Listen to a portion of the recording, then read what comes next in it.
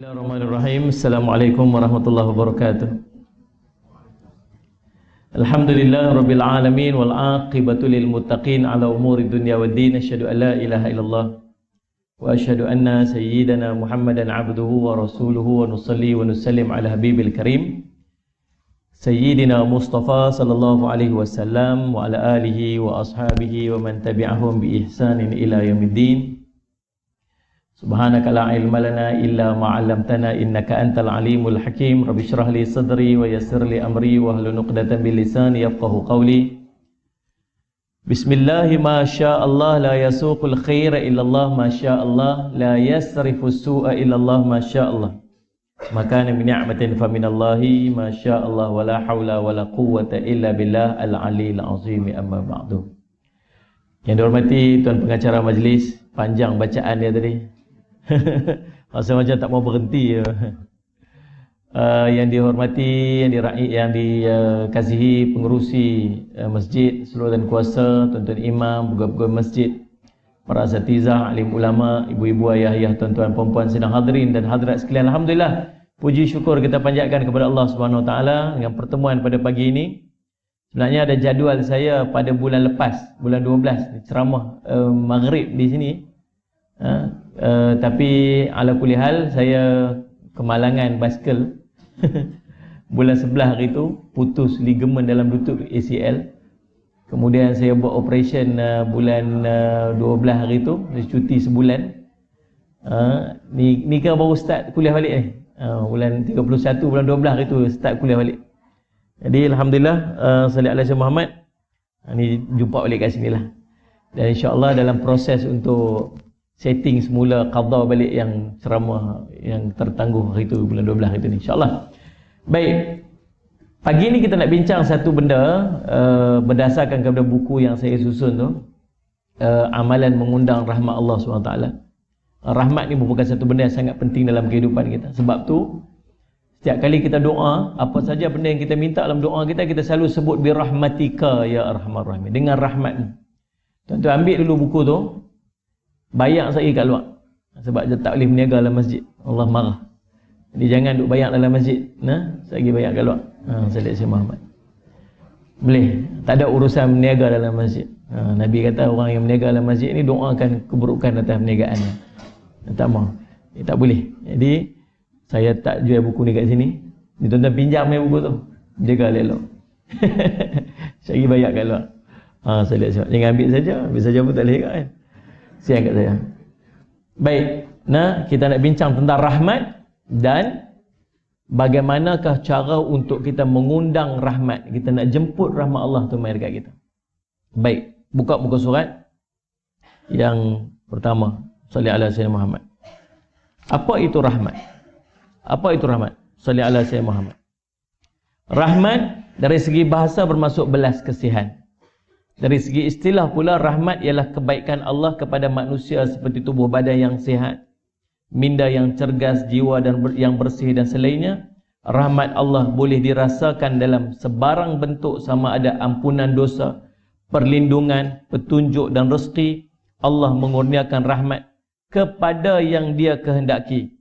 Allah berfirman dalam surah Ali Imran ayat 74, yahtassu bi rahmatihi man yasha wallahu dzul fadlil azim. Allah menentukan rahmatnya kepada siapa yang dikehendakinya, dan Allah mempunyai kurnia yang besar. Allah bagi rahmat ni tuan-tuan kepada orang yang terpilih saja, orang yang Allah kehendaki. Sebab tu kita kena minta rahmat, belas kasihan Allah.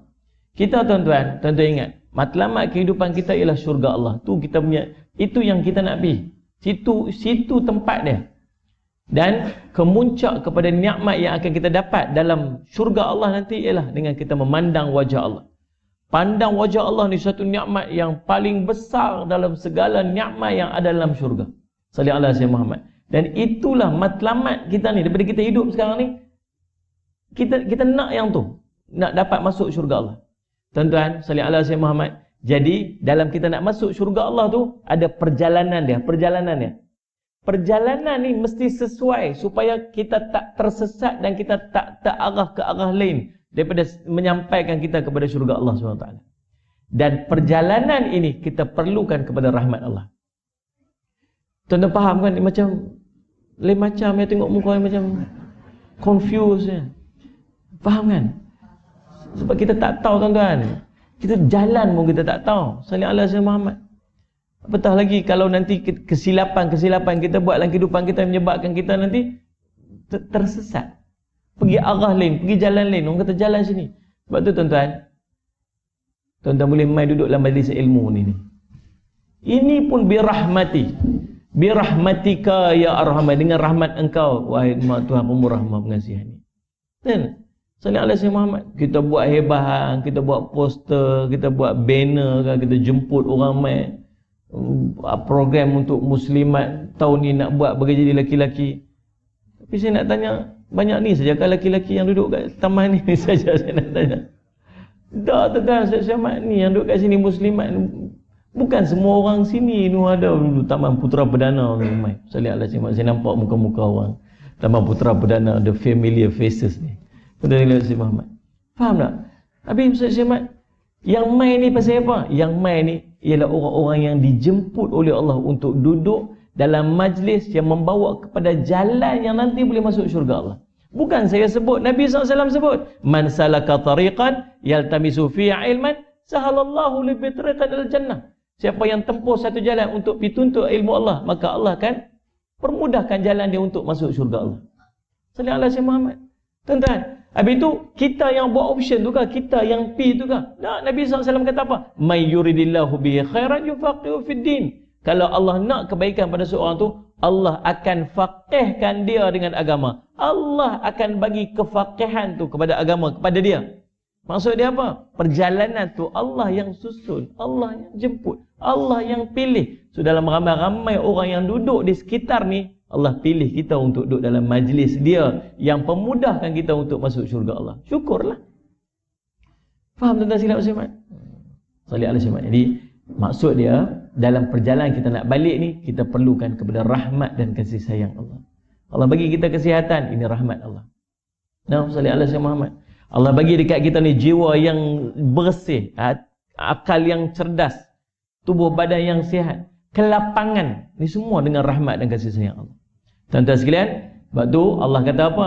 Allah akan bagi kepada siapa yang dia pilih. Bukan semua orang akan dapat belas kasihan Allah. Bukan semua orang akan dapat rahmat dan kasih sayang Allah. Sebab itulah ada sahaja mukmin yang berasa cukup dengan apa yang ada, walhal dia tidak ada apa pun di dunia, lantaran rahmat yang Allah bagi kepada dia. Ada juga mukmin yang tidak berasa cukup walaupun dia berupaya memiliki apa yang dia kehendaki di dunia. Semuanya berlaku dengan kehendak Allah. Ada orang rasa cukup ya? Cukup je. Walaupun kita nampak dia macam tak ada apa-apa. Cukup ni tuan-tuan bukan mesti banyak. Dia rasa. Cukup ni perasaan. Sallallahu alaihi wasallam Muhammad. Nah, ada orang banyak dia ada. Dia ni orang kita tengok dia orang kaya tapi sentiasa tak cukup. Dia berasa tak cukup. Tuan-tuan faham Ustaz Syahmat? Ada. Sebab tu Nabi SAW suruh buat apa? Nak bagi berasa cukup ni dua amalan. Cukup ni bukan maksud banyak. Cukup ni cukup. Banyak dia boleh jadi mudarat. Sikit dia rasa tak cukup. Cukup ni ialah apa yang sesuai kadar dia untuk dia, supaya dia tak rosak. Nak bagi contoh mudah, kopi. Bawa kopi, bawa gula. Kan, Sallallahu Alaihi Muhammad. Minum kopi tanpa gula, pahit, tak sedap. Ambil satu sudu gula, bancuh. Manis sikit, tak apa nak sedap lagi. Ambil 2 sudu gula, bancuh. Okey lah, rasa okey lah. Ambil 3 sudu gula. Rasa ngam, cantik, sedap. Ketiga ke 2 cukup? 2? Bagi jaga kesihatannya. Faham ni? Masuk gula lagi 4 sudu gula. Dah terlampau manis dah. Masuk 5 sudu gula. Oh, tak boleh minum. Masuk 6 sudu gula.